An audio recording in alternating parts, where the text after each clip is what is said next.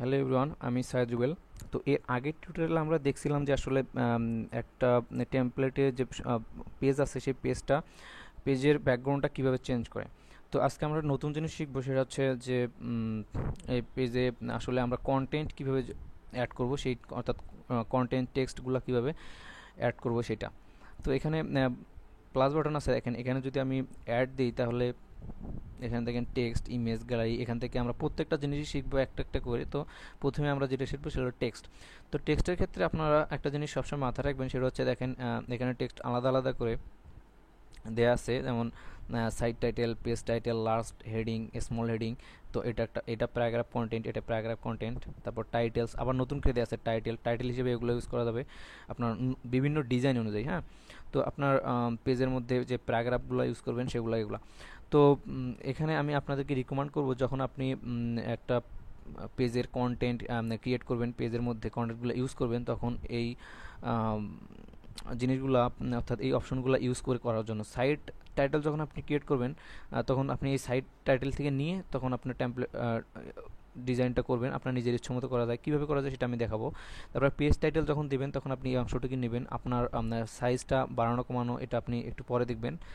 তারপর হেডিং যখন দেবেন তখন এখান থেকে নেবেন। এখান থেকে নিলে একটা সুবিধা আছে কি, যখন আপনি আপনার এই গুগলে যখন অর্থাৎ এসিওর কাজের জন্য, এসিওর ক্ষেত্রে এগুলা আপনার পেজটাকে খুঁজে বের করতে মানে সাহায্য করে। তো আমরা যখন সাইট টাইটেল ইউজ করব, তখন আমরা এটা ক্লিক করলাম সাইট টাইটেল হিসেবে। এখানে আমি দিতে পারি কিংবা এখানে দিতে পারি, যেখানে আপনার ইচ্ছা সেখানে আপনি দিতে পারেন। সাইট টাইটেল সাধারণত এখানে দিতে হয়। আচ্ছা, ঠিক আছে। তো আমি এখানে সাধারণত দেখাচ্ছি আপনাকে, জাস্ট বোঝার জন্য দেখাচ্ছি যে সাইট টাইটেলটা আসলে আপনি কীভাবে কী করবেন। তো এখান থেকে নিলাম, আপনার ইচ্ছা যে আপনি আরও বড় ছোটো করতে পারেন। তো এখান থেকে শুধু আমি নিলে আমার তো পছন্দ শুধু একটুক নয়, আমার তো আমি অন্য আলাদা আলাদা ডিজাইন করতে চাচ্ছি। আচ্ছা, ঠিক আছে। তো তো এখানে আমি যদি ক্লিক করে দেখি তাহলে হচ্ছে এডিট টেক্সট নামে একটা অপশন আছে, তারপর হচ্ছে আপনার অ্যানিমেট এবং একটা হেল্প তো আপনার সাপোর্টের সাথে কন্ট্যাক্ট করার জন্য। তো এখানে হচ্ছে ডিজাইন আর এটা হচ্ছে এডিট টেক্সট। তো এডিট টেক্সটে যদি আমি ক্লিক করে দেখেন এখানে অনেকগুলো অপশন আসলো, আপনার এটা অটোমেটিক্যালি এখানে ধরে নিচ্ছে যে এটা আপনার হচ্ছে সাইট টাইটেল। তো সাইট টাইটেল থেকে আপনি এটা কনভার্ট করে নিতে পারেন পেজ টাইটেলে। দেখেন এটা এই যে এখানে এইচটিএমএল যে কোডগুলো দেওয়া আছে H1, তো এগুলো আপনার এসিওর ক্ষেত্রে অনেক সুবিধাজনক। এগুলো আপনার এসিওর ক্ষেত্রে আপনার পেজটাকে খুঁজে বের করতে সবচেয়ে বেশি সাহায্য করবে। তো আমি আপনারা সবসময় এগুলো ইউজ করবেন, ঠিক আছে। তো আচ্ছা, এখানে আমরা এটা সিলেক্ট করে দিলাম। হ্যাঁ, পেজ টাইটেল। তারপর যেটা হচ্ছে আপনি এই ডিজাইনটা না ইউজ করে যদি আপনার ফন্টটা আলাদা রকম করার এক্সপেকটেশন থাকে, তাহলে আপনি কি করতে পারেন, এখান থেকে আপনার যে আপনি যে আপনার যে ফন্টটা পছন্দ সেই ফন্টটা আপনি এখান থেকে সিলেক্ট করে দিতে পারেন। আপনার যদি এই ধরনের ফন্ট পছন্দ হয় তাহলে আপনি এটা সিলেক্ট করে দিতে পারেন। আবার যদি যে ধরনের ফন্ট আপনার আর কি ইচ্ছা এখান থেকে ইউজ করে নিতে পারেন। আপনার এখানে আপনি অ্যাড ল্যাঙ্গুয়েজও করতে পারেন। আপনার আবার প্রিমিয়াম কিছু ফন্ট আছে যেগুলো আপনি এখানে ইউজ করতে পারবেন, সেগুলো একটু হায়ার লেভেল। সো এখন আমি এগুলো দেখাবো না। তো আপনি জাস্ট এটুকু দেখাচ্ছি যে আসলে কীভাবে এখান থেকে ফন্ট আপনি চুজ করবেন। আচ্ছা, আমি এই ফন্টটা নিলাম আপাতত। সাইড টাইটেল থেকে ছোটো হয়ে গেছে। যাই হোক, এখান থেকে কীভাবে এই সাইড টাইটেল যে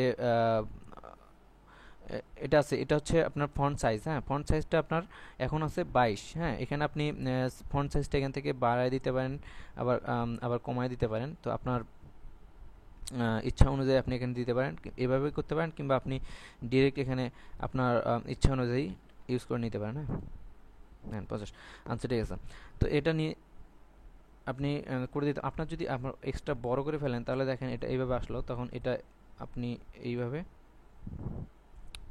কাস্টমাইজ করে নিতে পারেন। আচ্ছা, তো আমরা এত বড় রাখবো না, ছোটো করে নেই।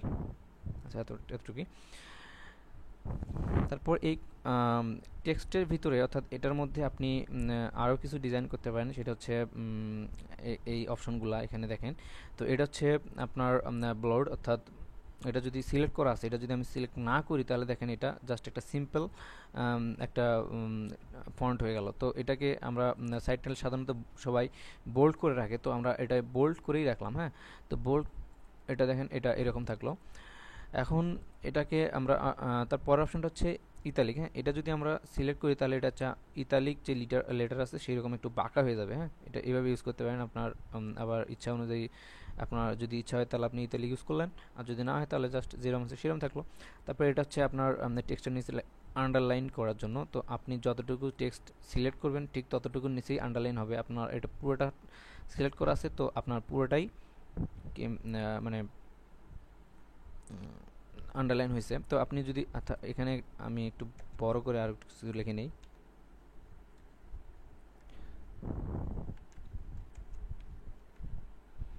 তো একটু অংশ আমি আরও বাড়িয়ে নিলাম। দেখেন এটা যেহেতু পুরোটাকে সিলেক্ট করা ছিল তো এটা নিচে চলে আসছে। আমি চাই যে আসলে এটা সম্পূর্ণ আন্ডারলাইন করব না, তো একটু এটা তুলে উঠাই দিলাম। তো আমি যতটুকু সিলেক্ট করব ততটুকুর নিচে আমি আন্ডারলাইন দিতে পারবো। দেখেন, আচ্ছা। তো এভাবে আপনি আপনার এই কন্টেন্টটুকুকে কাস্টমাইজ করতে পারতেছেন। তারপর এটা হচ্ছে আপনার সম্পূর্ণটাকে সিলেক্ট করে নিয়ে, অর্থাৎ একটু সিলেক্ট করে নিই, বাকিটা থাক, তাহলে আপনার পার্থক্যটা বুঝতে সুবিধা হবে। তো এখানে দিলে যেটা হচ্ছে, দেখেন কি চেঞ্জ হয়। এখানে দিলে আপনার যে সম্পূর্ণটা যে আপনার যেটুকু অংশ সিলেক্ট করা ছিল সেটুক থেকে আপনার ফন্ট মানে ফন্টের কালারটা চেঞ্জ হয়ে গেছে। তারপর যদি আপনার একটু সিলেক্ট করে এটা উঠায় দিলাম আমরা, হ্যাঁ এটা উঠায় দিলাম, উঠায় দেবো বলতে এটা কালারটা চেঞ্জ করে দিলাম, যেটা ছিল ব্ল্যাক ছিল ব্ল্যাক করে দিলাম। হ্যাঁ, আচ্ছা কালারটা এটা, আচ্ছা একটু যদি আমি সিলেক্ট করে যদি এই অপশনটাতে যাই তাহলে দেখেন হাইলাইট এখানে যদি যে হাইলাইটের অপশনে যে আপনি কালারটা সিলেক্ট করবেন সেই সম্পূর্ণ কালারটুকু আপনার অর্থাৎ সেই সম্পর্কটাকে অর্থাৎ সিলেক্ট করে হাইলাইট করবে। দেখেন কিভাবে করে, এটা যদি দেন তাহলে এই অপশনটাকে সম্পূর্ণটাকে হাইলাইট করবে। দেখেন এইভাবে আপনি এটা করতে পারেন। তো আজকে এই পর্যন্তই। পরবর্তী টিউটোরিয়ালে কীভাবে এখানে লিঙ্ক সেট আপ করা হয় এবং পরের অপশনগুলো আপনাদেরকে দেখাবো। ধন্যবাদ।